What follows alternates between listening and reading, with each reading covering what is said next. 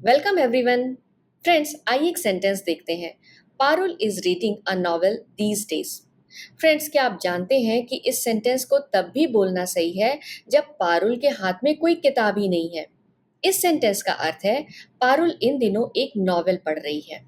इस सेंटेंस के अंत में रही है आया है और English sentence is plus verb की आईएनजी फॉर्म रीडिंग से बना हुआ है।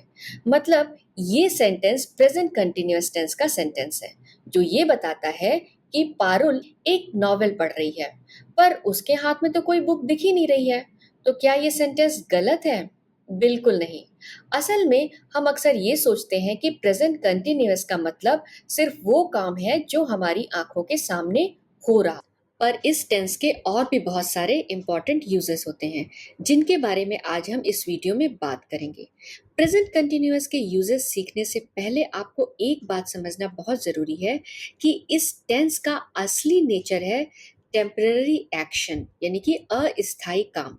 इसका मतलब है कि इस टेंस का यूज हम उन कामों के लिए करते हैं जो हमेशा के लिए नहीं है, जो बस अभी या कुछ समय के लिए चल रहे हैं और फिर खत्म हो जाएंगे। दोस्तों, अब इस डायग्राम को ध्यान से देखिए। आप ये देख रहे हैं एक सीधी लाइन, इसे हम कहते हैं टाइम लाइन। और ये जो बीच में सीधी खड़ी हुई लाइन है वो है नाउ, यानी अभी, इसी वक्त। और ऊपर के इन सेंटेंसेस को देखिए। I am watching TV, Riya is cooking right now. तो हमें जब वह एक्शन बताना हो जो at the time of speaking, यानी जो आप बोलते समय कर रहे हैं, या फिर वो एक्शन जो आपकी आंखों के ठीक सामने इस वक्त एट द मोमेंट चल रहा है, यानी लाइव एक्शन के बारे में बताना हो, तब प्रेजेंट कंटिन्यूअस टेंस का यूज किया जाता है।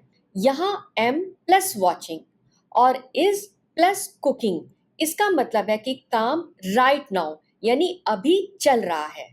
आई एम वॉचिंग टीवी, मैं टीवी देख रहा हूं। रिया इज कुकिंग राइट नाउ, रिया अभी खाना पका रही है। और इस तरह के सेंटेंसेस में कुछ सिग्नल वर्ड भी यूज किए जाते हैं, जैसे now, right now, at the moment, listen यानी सुनो, listen the phone is ringing, look it is raining outside. अब आइए प्रेजेंट कंटिन्यूअस टेंस का एक बहुत ही इंटरेस्टिंग यूज देखते हैं। अभी हमने एक सेंटेंस देखा था, Parul is reading a novel these days. अब ध्यान से सुनिए, इस सेंटेंस का ये मतलब बिल्कुल नहीं है कि पारुल इस वक्त वो नॉवेल पढ़ रही है। इस डायग्राम को फिर से देखिए। यहाँ पर एक स्टार्ट पॉइंट है पास्ट में। इसका मतलब है कि पारुल ने पास्ट में किसी एक समय पर नॉवेल पढ़ने का काम शुरू किया। फिर उसने एक या दो दिन नॉवेल नहीं पढ़ी, उसे रख दिया। फिर एक दिन नॉवेल पढ़ी और फिर उसके बाद उसे रख दिया। अब हो सकता है कि वो नॉवेल आज पढ़े या फिर आने वाले कल में पढ़े। तो इसका मतलब है नॉवेल पढ़ने का काम अभी प्रोसेस में है, ये काम अभी चल रहा है।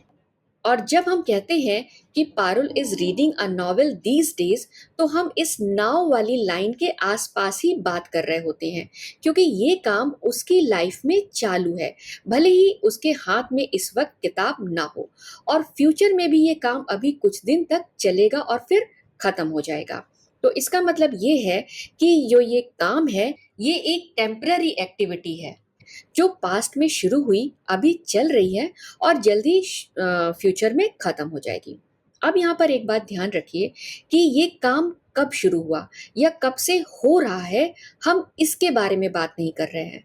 हम सिर्फ ये बता रहे हैं कि प्रेजेंट में ये काम चालू है। फ्रेंड्स, क्या आप जानते हैं कि हम प्रेजेंट कंटिन्यूअस टेंस का यूज फ्यूचर बताने के लिए भी करते हैं।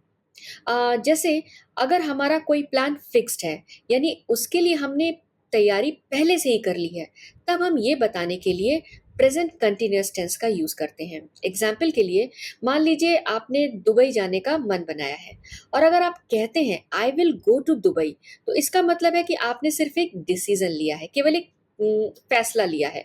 लेकिन अगर आपने टिकट बुक कर ली है, होटल का अरेंजमेंट भी कर लिया है और अपनी कैब भी बुक कर ली है और आप अपना बैग भी पैक कर रहे हैं, तब आप कहेंगे I am going to Dubai tomorrow.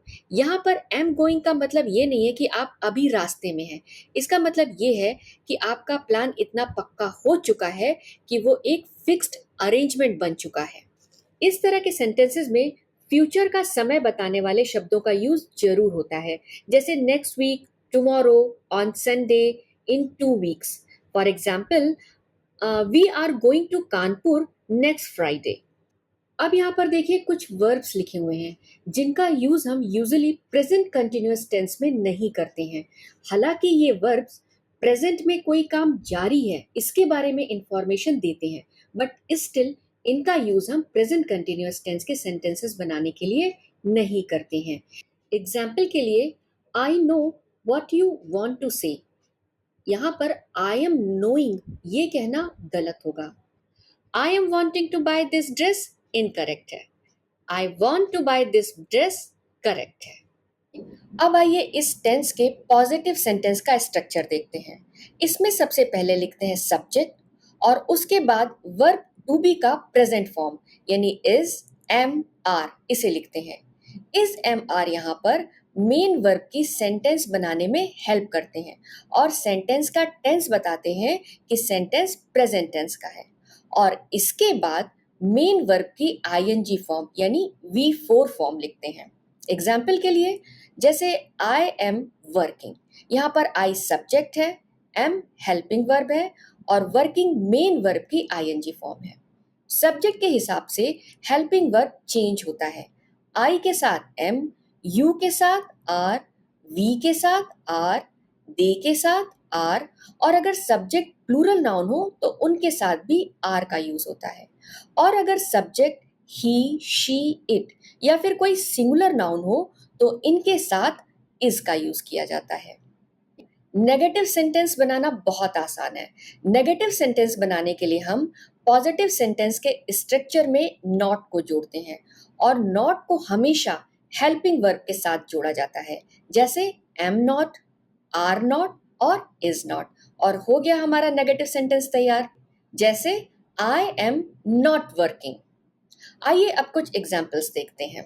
पहले वे एग्जाम्पल्स देखते हैं जो ठीक हमारी आंखों के सामने हो रहे हैं या फिर जिन्हें हम बोलते समय कर रहे हैं, यानी लाइव एक्शन। जैसे he is at school waiting for his sun.